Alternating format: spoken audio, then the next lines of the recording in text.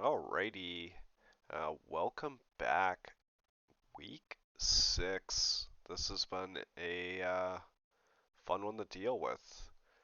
I guess like any good plot, you have to have a fun wrench to throw in there. So I've been pretty sick all week. Let's talk about kind of how you handle that. And uh, excuse me, that wasn't forced. As funny as that is. Kind of how I felt and kind of how I modified this week to kind of work while still kind of giving myself some room to get better, which I'm at the tail end of the week here and I feel better. I'm still a little sick, but I have some time really till I have to run again, which is Tuesday. I feel like I'm moving the right direction, but let's kind of walk through how it felt. Started the week with a legs workout. I don't know why it's not in order. Sorry, guys. Uh, which was pretty decent. I felt like a little weak, but I didn't know if I just didn't have the drive. Maybe I needed to deload or something like that. But I felt like I'd just kind of been there a little bit. Because I hit the 275 the previous week for 4 sets, closer to the 5 rep range. So I was feeling a bit weak, but you don't think too much into it, at least on a one-off. Then essentially the following day, hit the first run for the week. The 10K felt felt a little weak. Felt a little weak. Was a little labored, but didn't think too much.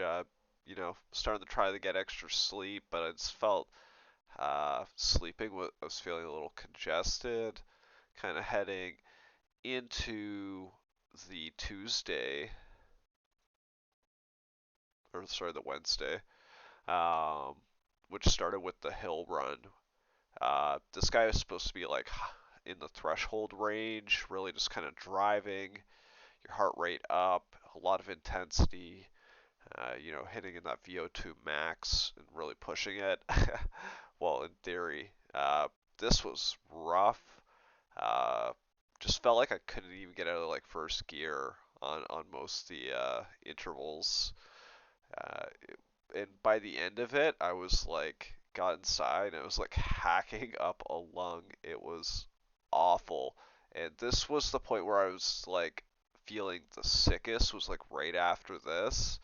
And then I headed into kind of evening pull workout and just knew I was like, we're gonna go through the motions here, just because I felt like I still had it in me, which maybe was a mistake. This maybe I should just cut right here. But I did the pull workout. Apparently, I have it open twice, and instead of doing weighted pull-ups and uh, low rows closer to kind of the I guess 110 would have been where we would be at 115. Just kind of maintenance and body weight, and just did it a little bit and just got out of there. Uh, not feeling great. So until the next day, the 7 miles felt like it took forever. It was brutal. Apparently they could feel my relative effort on it, but the pace wasn't like atrocious. It just felt like mentally because it was pretty taxing. Still feeling like pretty much trash. Oh, and then the second I finished this run, was definitely in like a bad headspace. And all I was thinking about was this 14 miles on the weekend is going to be brutal. It's going to be brutal. I took the Friday off and the Thursday night. Normally we would have had one workout in here, and we would have also had one workout with no run. Would have been the push um, in that case. So, but we end up cutting that, and then we went into the Saturday, or I guess through the Friday night. Slept like shit, 5 hours. Was up at 4:30 in the morning. Kind of sat there sipping a coffee, chilling, and I just looking at it, I was like, I gotta get 14 miles done today. Why not just gear up and just do the slowest, you know, 14 miles ever, and it was pretty dark. It was pretty beautiful out. The exposure on this picture is terrible, actually. Thanks, iPhone. Uh, by the time I got back, though, obviously it was broad daylight because it was 2.5 hours, like moving time. Uh, I don't know. If it felt like it was almost closer to like 3 hours by the time I factored kind of gearing up and kind of getting back, cool down, and all that kind of stuff. So how was the 14 miles? It was labored, man. Uh, the first 15 k was good. The last 7k, the legs just so heavy, so dead. Let's see, does that get reflected in the pace? Yeah, it does a little bit. You know, you can see kind of the 7 minute kilometer, 650, 640. I don't know. Actually, maybe I'm wrong. We were just slow throughout. uh, and yeah, and of course the end's always the hill, right? Because I start usually this route on a downhill, so it's kind of a nice lead in, not a lot of effort, but you always know that you're coming back to a hill just to wrap your day up. Anyways, 14 miles. It sucked. I was out there for a while. These Hoka Cliftons are pushing out of the rotation for long runs over 12 miles. These things also felt really dead to me, and they were doing nothing.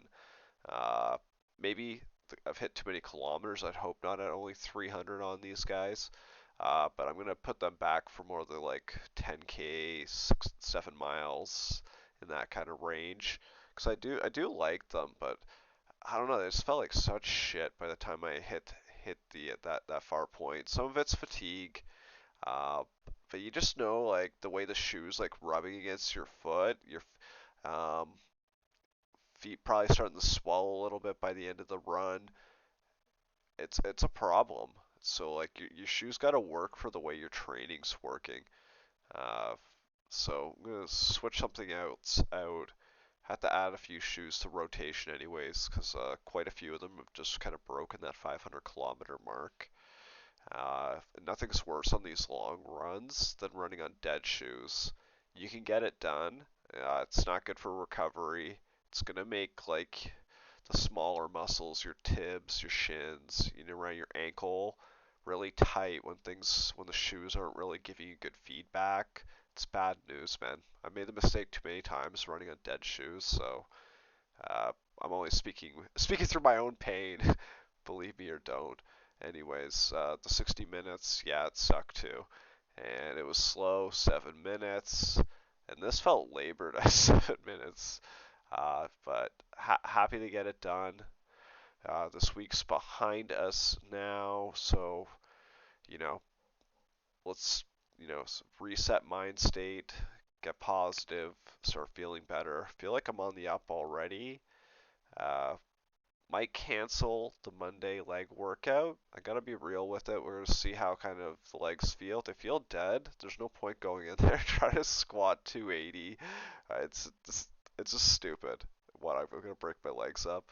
Uh, that give me uh, kind of at least 24 hours, depending on when I want to push the run for, start to feel even better. But I'm confident we can get there. And yeah, uh, what is our mileage for next week, you ask? We are looking at 42 miles to hit the top end of this block, and then we'll be into another recovery week. So, what's week 7 look like? Oh, it is beautiful. So, we're starting Tuesday with 7 miles, and tentatively a push workout on the back end. Wednesday, 5 miles hill workout again. Um, that one could be modified. That may get modified to just 5 miles flat. If I'm still feeling like crap, I gotta be real. If I don't have the ability or the lung capacity to kind of hit that level, I'm not gonna even push that too hard. 7 miles on to Thursday with a little bit of kind of leg rehab for an hour in the evening. Friday, push workout. Saturday, we push it just a little bit further. We're going to 16 miles. and then on the Sunday we're we're not happy with just an hour. We're gonna tack 10 more minutes on. It's a 70-minute, just easy easy non-labored kind of run. Just get used to that day two running because it sucks. It really sucks. I know I'm sitting here with my back turned to the camera. Some rookie shit. Feeling like garbage. Sorry for the bad post-production value, current production. Anyways, so that's the plan at least, and we're gonna at least try to get the runs in. If the workout's got to get cut, we'll do that. But you got to make the best of the situation you're in. Hopefully, your training week went better than mine. Otherwise, yeah, have a good training week, everyone, and I will catch you on the next one.